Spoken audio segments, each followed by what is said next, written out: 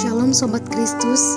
Pada saat ini kita akan bersama-sama disapa oleh firman Tuhan melalui kitab Lukas pasal 18 ayat 18 hingga ayat 27. Beginilah firman Tuhan. Ada seorang pemimpin bertanya kepada Yesus, katanya, "Guru yang baik, apa yang harus aku perbuat untuk memperoleh hidup yang kekal?" Jawab Yesus, "Mengapa kau katakan aku baik? Tak seorang pun yang baik selain daripada Allah saja. Engkau tentu mengetahui segala perintah Allah. Jangan berzinah, jangan membunuh, jangan mencuri, jangan mengucapkan saksi dusta, hormatilah ayah dan ibumu." Kata orang itu, "Semuanya itu telah kuturuti sejak masa mudaku."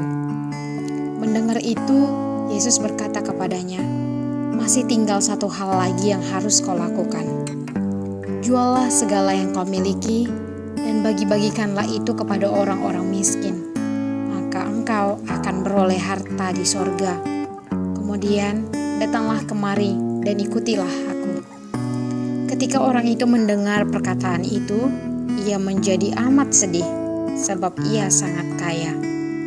Lalu Yesus memandang dia dan berkata, "Alangkah sukarnya orang yang beruang masuk ke dalam kerajaan Allah. Sebab lebih mudah seekor unta masuk melalui lubang jarum daripada seorang kaya masuk ke dalam kerajaan Allah." Dan mereka yang mendengar itu berkata, "Jika demikian, siapakah yang dapat diselamatkan?" Kata Yesus, "Apa yang tidak mungkin bagi manusia, mungkin bagi Allah." Demikianlah firman Allah. Saudara terkasih, tidak sedikit orang yang setelah membaca kisah orang kaya sukar masuk surga, berlaku seperti orang kaya dalam kisah itu. Ia menjadi sedih karena ia sangat kaya. Benarkah Allah tidak berkenan melihat anak-anaknya yang kaya? Kisah orang kaya sukar masuk surga adalah salah satu bagian dari pengajaran Tuhan Yesus tentang kerajaan surga. Orang kaya dalam kisah ini mewakili anggapan banyak orang pada masa itu tentang syarat keselamatan.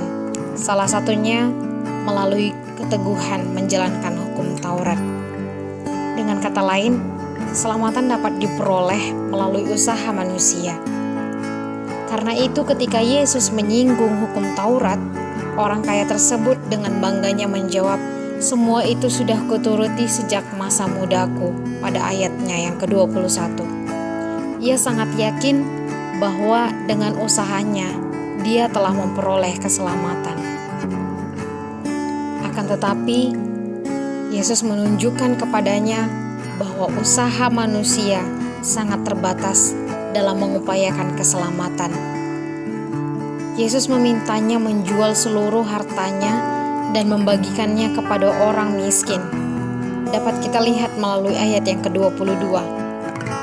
Orang kaya itu tidak bisa berkata apa-apa karena tidak sanggup mengikuti permintaan itu. Kita dan semua pendengar pada masa itu disisakan pada satu pertanyaan. Kalau begitu, siapa yang dapat diselamatkan?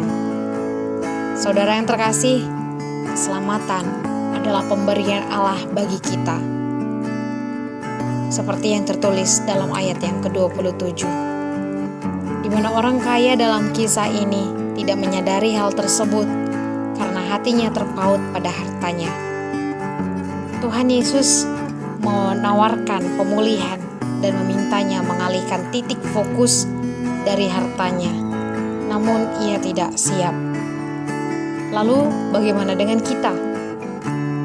Apakah kita sudah berfokus kepada Yesus Kristus? Sudahkah kita memiliki rasa untuk mau siap berpaling dari banyak hal di sekitar kita yang menghalangi kita melihat keselamatan yang Allah karuniakan? Kiranya kita adalah orang-orang percaya yang akan menerima keselamatan dari Allah Bapa Tuhan Yesus Kristus.